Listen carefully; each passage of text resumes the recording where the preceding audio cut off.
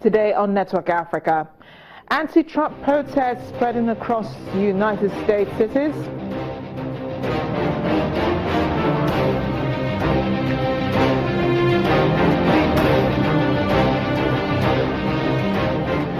Kenyan troops could just withdraw from South Sudan.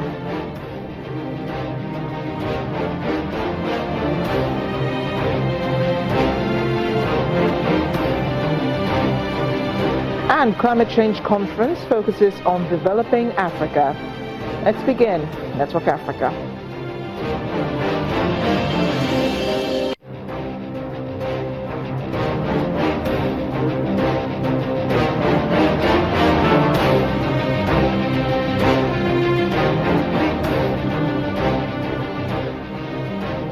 Welcome everyone, I am Amarachi Ubani. It's just been a day since Donald Trump was elected President of the United States, and there have been mass protests in the U.S. where angry citizens blocked major highways to express rage over the victory of the President-elect.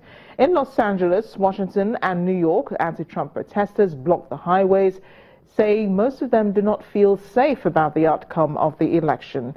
Many are curious to see how President-elect Donald Trump will handle this, as Americans say they need assurance from him that he will be president for all. Some of the areas the protesters are unsure of are his immigration policies, his approach to American Muslims, and gender issues. Dozens of unhappy voters gather outside the White House to protest the election of Donald Trump to the office of the presidency. After a surprising victory by the Republican businessman over his Democratic rival Hillary Clinton, demonstrators hold signs saying, "Not my president," and "Don't support a racist bigot." The protest was peaceful and attendees held a candlelight vigil as the sun went down. Not my president! Not my president! Not my president! Not my president! In other parts of the U.S., thousands of protesters also expressed their anger as they thronged the streets of Midtown Manhattan. The protesters made their way to Trump Tower, Donald Trump's gilded home on Fifth Avenue, blasting his controversial campaign rhetoric about immigrants, Muslims, and other groups.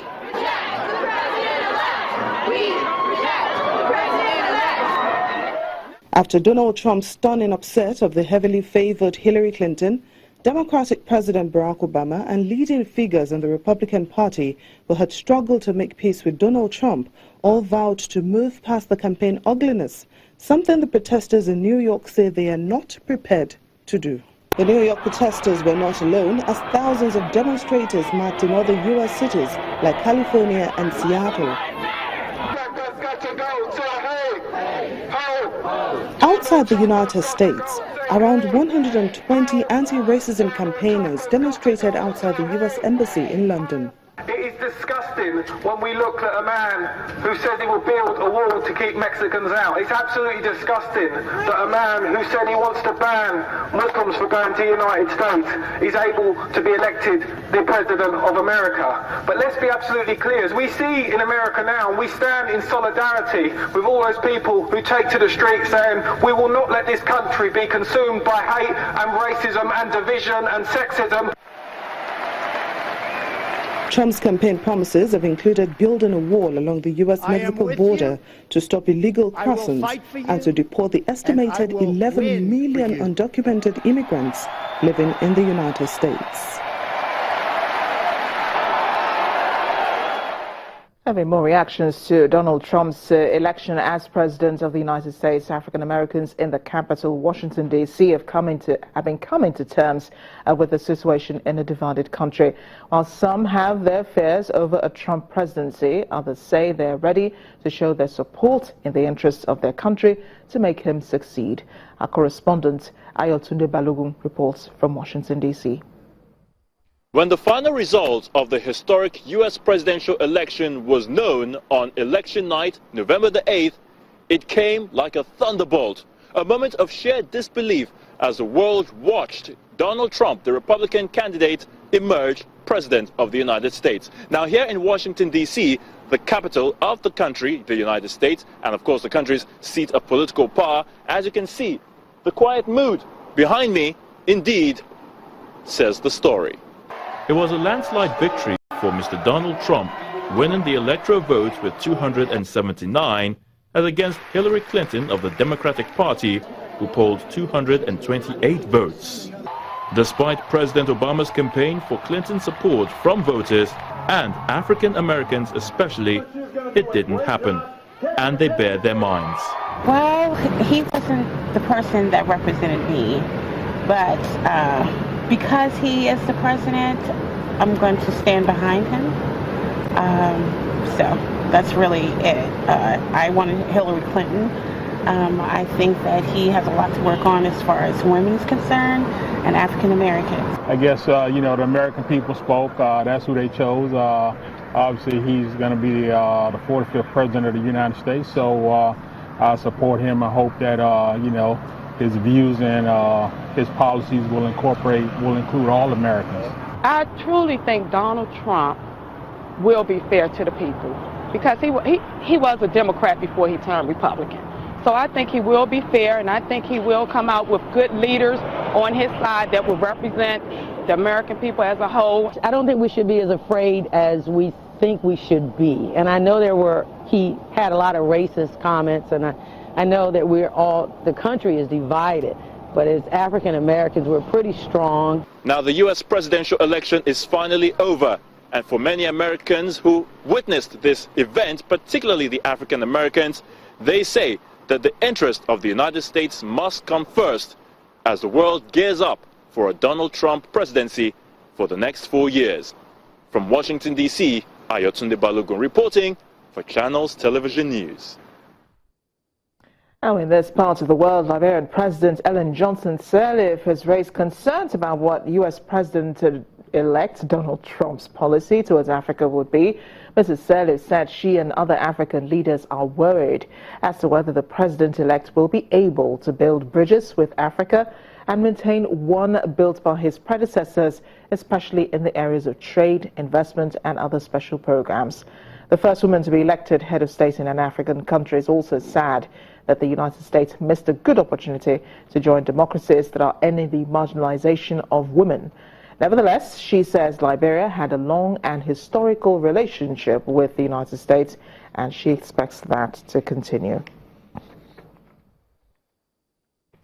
Away from the U.S. Presidential elections, just a day after his emergence as President Donald Trump, was still staying with his story, has promised to honor the Paris Agreement, which aims to keep global temperatures below 2 degrees Celsius. More than 100 countries, including the U.S., have formally joined the agreement, which seeks to reduce emissions and help vulnerable countries adapt to rising seas, intensifying heat waves, the spreading of deserts, and other climate changes. Our correspondent Ayola Kassim is in Marrakesh for the 2016 Climate Change Conference.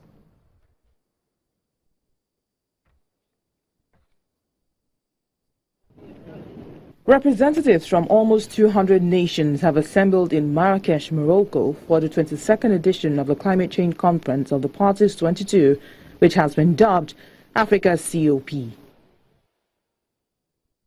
COP22 is considered a continuation of the Paris Agreement, which won swift backing last December from almost 200 countries, including China, the United States and the European Union, and has been described as the most complex global treaty since the Marrakesh Trade Agreement, which was signed in 1994. It seeks to wean the world economy off fossil fuels in the second half of the century, limiting the rise in average world temperatures to well below 2.0 degrees Celsius above pre-industrial times.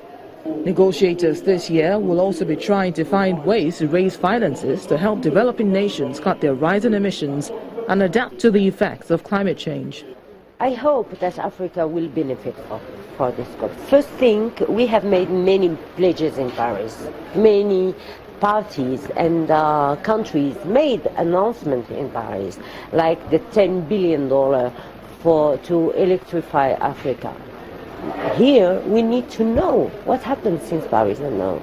Did we effectively implement a project or allocated this money?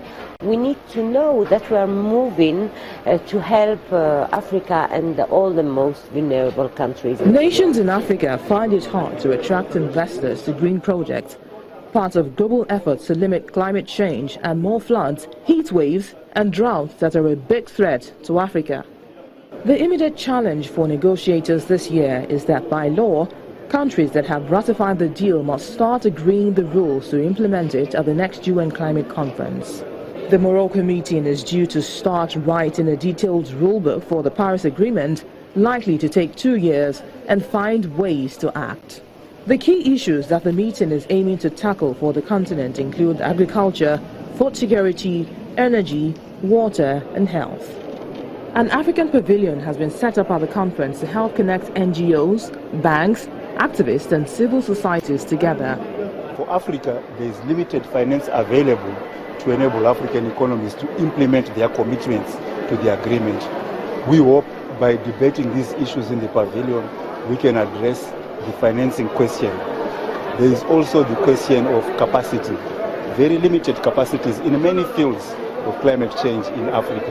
And we think that in Morocco we can begin to address issues around technology transfer, support for capacity building, as well as ensuring that adequate finance is made available to Africa. The pavilion is expected to serve as a space to hold debates, exchange ideas and information, while also discussing strategies.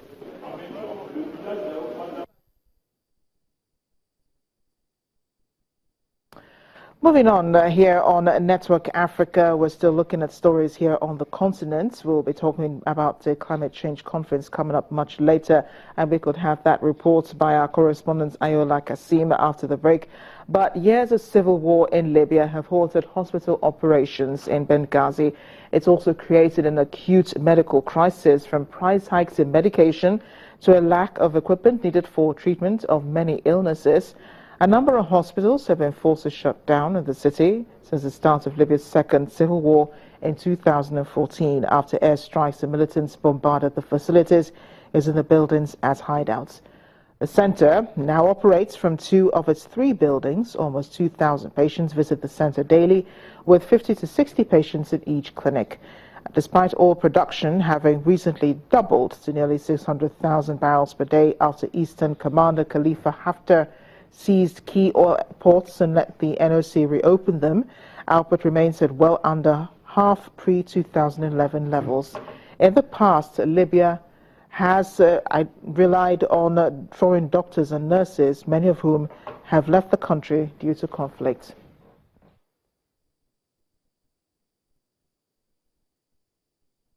Over in the DRC, the chief of the UN mission in the Democratic Republic of Congo has visited wounded soldiers following an explosion in North Kivu, Eastern Democratic Republic of Congo. The blast also resulted in the death of a young girl. A special representative of the Secretary General in the DRC, Maman Siduku, visited the MONUSCO hospital in Goma, where the injured soldiers are recovering from their wounds. That attack happened on Tuesday around 6:15 a.m. when peacekeepers from the MONUSCO Indian Battalion were doing their routine morning jog. Secretary General Ban Ki-moon condemned the attack and extended his condolences to the family of the civilian killed and the Congolese people.